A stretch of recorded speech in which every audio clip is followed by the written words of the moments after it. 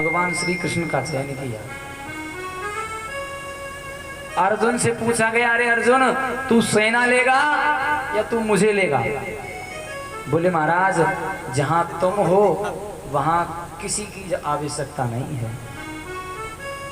और हाँ मैं अगर तुम्हारे साथ रहूंगा तो मैं शस्त्र नहीं उठाऊंगा। बोले प्रभु शस्त्र तो नहीं उठाओगे लेकिन रास्ता तो बता दोगे, क्योंकि जीवन को चलाने के लिए रास्ते की बड़ी आवश्यकता होती है, और आप अगर मार्ग बता दोगे तो हम मार्ग से भटकेंगे नहीं। पांडवों ने अकेले भगवान श्री कृष्ण को लिया और दुर्योधन ने इतनी सेना को लिया, लेकिन पांडवों ने दुर्योधन की सारी सेना को समाप्त कर दिया। दुर्योधन बेचारा रो रहा है कि दुर्योधन का एक मित्र था जिसका नाम था अश्वत्थामा, जो गुरु द्रोणाचार्य का पुत्र था, मित्र था। और मित्र ने दुर्योधन को देखा, अरे भैया तेरी ये दशा किसने की, तू क्यों रो रहा है? बोले भैया मैं इसलिए रो रही रहा हूँ कि मेरे 100 भाई मारे गए। मैं रो इसलिए रहा हूँ कि मेरे 5 पांडव थे उनमें से एक भी नहीं मरा। बोले बस तू इनके लिए रो रहा है? क्योंकि महाराज 4 चीजें ऐसी होती हैं उनका अनुभव केवल विपत्ति में किया जा सकता है। धीरज धर्म मित्र और नारी आपतकाल परखियो चारी। धीरज की, धर्म की और मित्र की और पत्नी की आपत्ति काल में परख करनी चाहिए। मित्र है, परीक्षा करता हूं कि वास्तव में अगर मित्र है कि नहीं है। परीक्षा करने के लिए आज कहा, बोले भैया तू चिंता मत कर, क्योंकि मैं महाराज 5 पांडवों को समाप्त करके आ जाऊंगा, मैं 5 पांडवों को मार दूंगा। बोले भैया तू मार देगा? बोले हाँ चलो देख लेते हैं।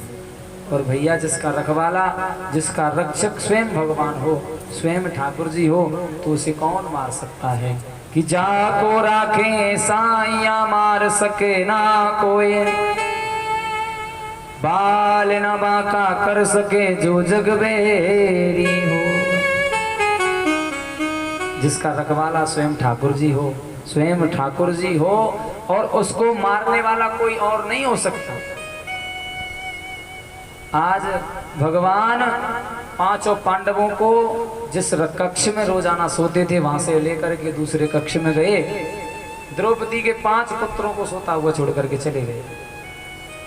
अश्वत्थामा अर्धरात्रि में आया और अर्धरात्रि में आकर के हाथ में नग्न तलवार लेकर के आज उन 5 पुत्रों की हत्या करके चला गया, और अपने थैले में उन 5 पुत्रों के सर को ले गया।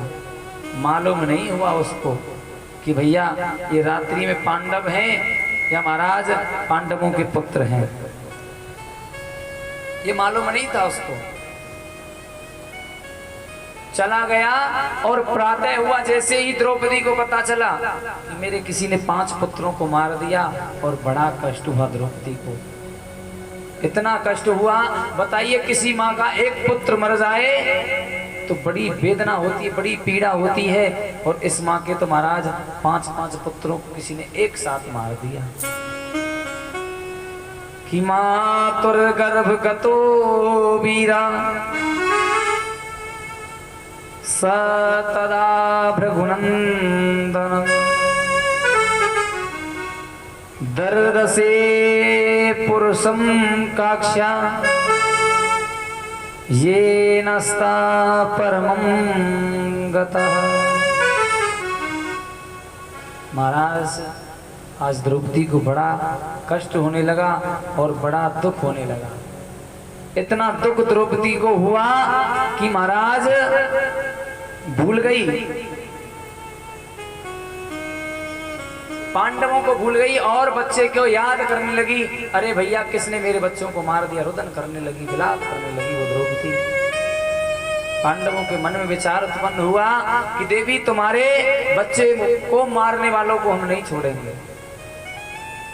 पता चला अश्वत्थामा को लेकर आए, मारने का प्रयास किया तो द्रौपदी ने मना कर दिया, क्योंकि देवी के हृदय में दया उत्पन्न आई।